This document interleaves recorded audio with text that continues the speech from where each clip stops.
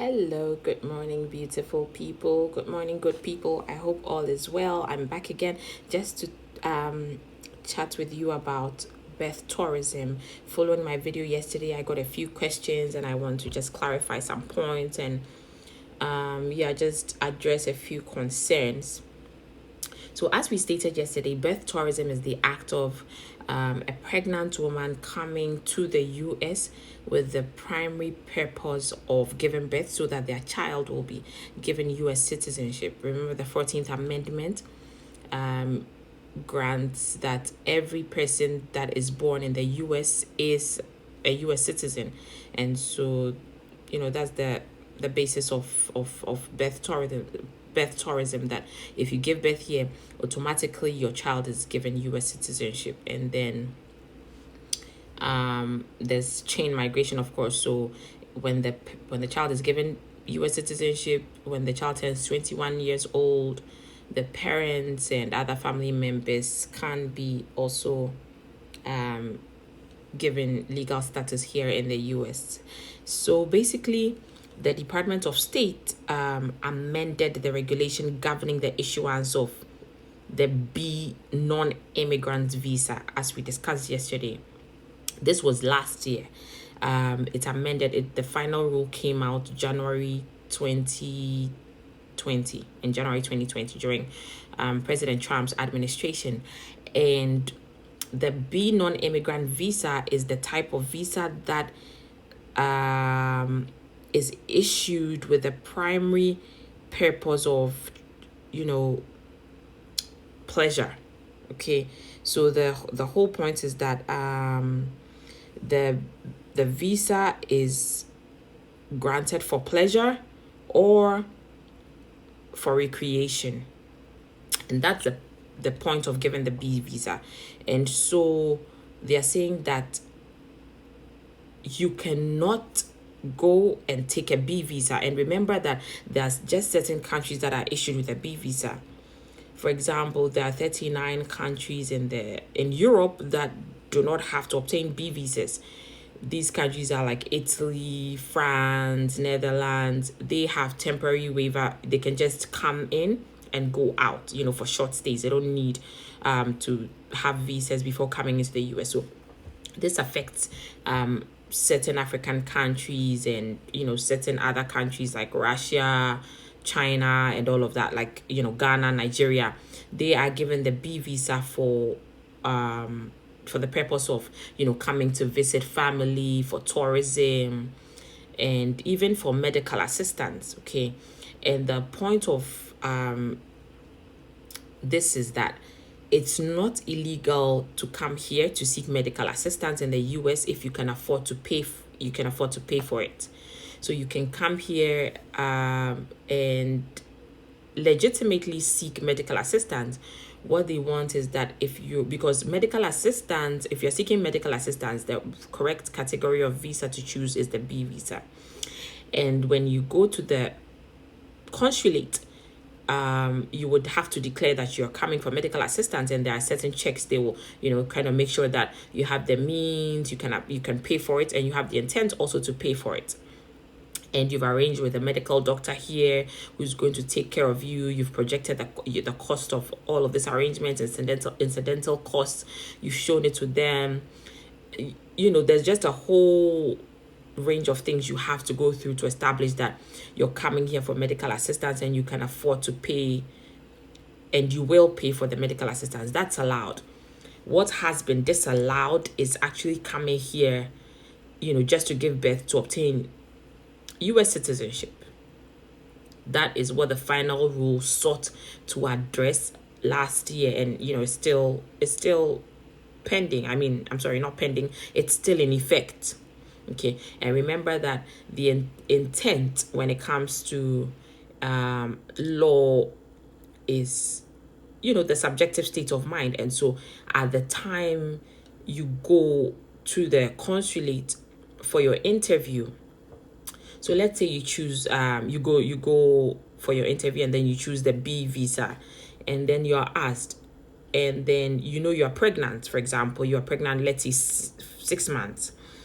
And at 6 months, you are lucky that maybe you gain weight in your thighs and your legs, and by reason of that, you're not really showing that you're pregnant. And then your trip is supposed to be in, let's say, 2 months, and you've asked for 4 months to stay in the US. I mean, by all indications, if you're 6 months pregnant and your trip is in 2 months, that's 8 months. You'll be 8 months pregnant and you're staying for 4 months. Definitely, you have the intention of giving birth in the US, and so hiding it is what they have a problem with, because according to them, the definition of pleasure does not include actually coming to give birth in the US. Giving birth is not synonymous with pleasure, right? It's not a pleasurable experience. I mean, it's a blessing, but yeah. So the whole point is that the B visa is meant for specific actions, and the law has been narrowly interpreted and defined to exclude giving birth in the US just to obtain US citizenship. And so when they're trying to establish that you have violated the terms of the visa, they will look at your intent. And as Shakespeare said, there's no art to finding the mind's construction through the eyes, or something of the sort. So of course they can't know what you're thinking, but if you've been pregnant for 6 months, you've been going for antenatal, you've been taking vitamins, you had a positive pregnancy test, so you knew you were pregnant. And these are some of the overt acts they would look at to establish that yes, you did know you were pregnant, but you hid it from the consular officer, because you will always be asked, what is the purpose of your visit to the US? And so these are things that they want you to be able to tell them. Of course, a pregnant woman has the right to travel to the US to, let's say, visit family, or to conduct any other like pleasurable trip. What they do not want is actually hiding that you're coming here to give birth just to obtain US citizenship. Okay. And so that's one thing you want to note. Yes, and so the final rule also codifies that non-immigrant visa applicants who seek medical treatment in the US must demonstrate that their arrangements they must demonstrate their arrangements for such treatment, and they must establish their ability to pay all costs associated with such treatment. Okay, so there's the rebuttable presumption that a B non-immigrant visa applicant who the consular officer believes will give birth during the stay in the US is traveling for the primary purpose of obtaining US citizenship for the child. Okay, so this is what the rule says. So it's a rebuttable presumption that you can rebut with evidence. You adduce evidence to them to show that that's not your primary purpose. This is all being done because they are worried that taxpayers' monies are being siphoned, and because sometimes some of these pregnant women, when they come, they're not able to afford the costs associated with giving birth, and they seek help at the state and the local level, and they go back to their home countries and enjoy all of this free medical services. So that's what they're trying to combat. They're also trying to combat the crimes associated with this whole scheme of birth tourism. They're like multi-million dollar industries. People have there was recently a scheme. Somebody was arrested because they made $3.4 million just in the birth tourism industry.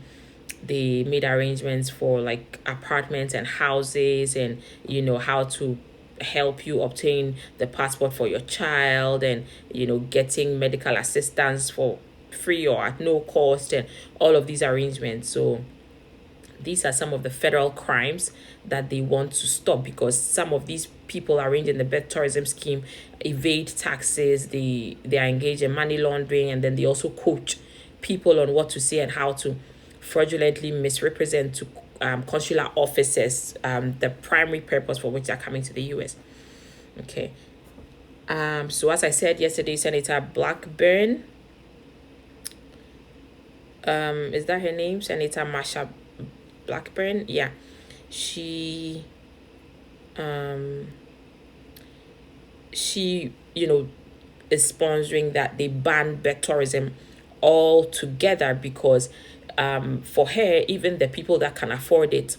So yes, let's not conflate these issues. There are some people that can afford it and they will come here and then give birth, pay all the costs and then get the U.S. citizenship in exchange. So it's sort of like they're trading the commodity.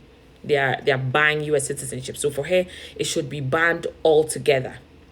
Okay, so the issue of the B visa being used to come to give birth is different from banning birth tourism altogether because they don't want to trade the U.S. citizenship like a commodity.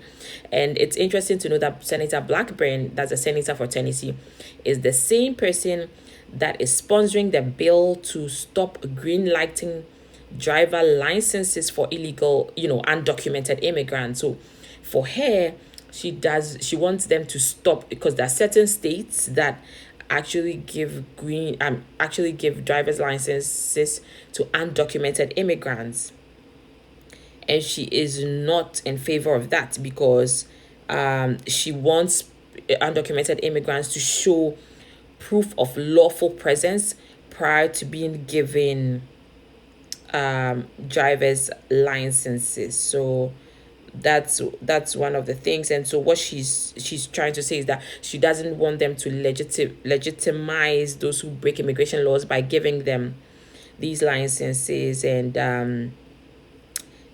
how they're going to do this is they're going to punish states that actually do that, so they'll give them less money.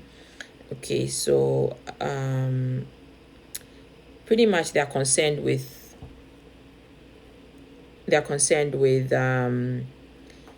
these they're called dangerous policies because they don't want to have undocumented people have driver's license and operate freely.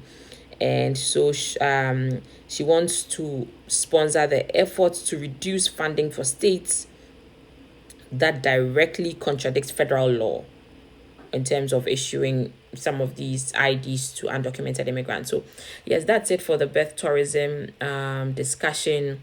You can definitely come here. You have the right to travel as a pregnant woman, but the issue is that now you cannot use the B visa to do that if your primary purpose is to obtain U.S. citizenship. The B visa is also good if you're seeking medical assistance, but they want you to disclose this at the interview and to let them know. And when you come to the Customs and Border Protection, when you arrive at the port of entry, that's at either at the airport or at the land border, Canada or wherever, when you are questioned, when you go through the necessary system queries, they want you to be honest if you are actually coming to give birth or whatever. There are people that have actually been returned. I get some calls like that. People are sent back, to their home countries because they say that no, they're not pregnant, and then they detain them and question them and find out that they're actually pregnant.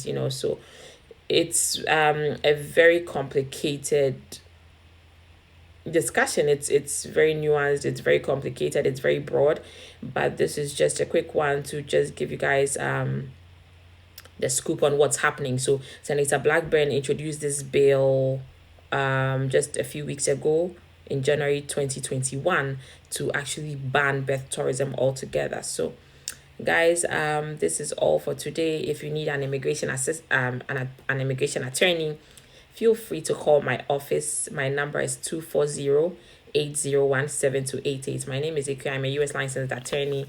I serve clients from all around the U.S. because immigration law is a federal area of law. So, and I'm set up to practice remotely. So it doesn't matter where you are based in the U.S. and it doesn't matter what type of immigration law issue you have or immigration headache or concern.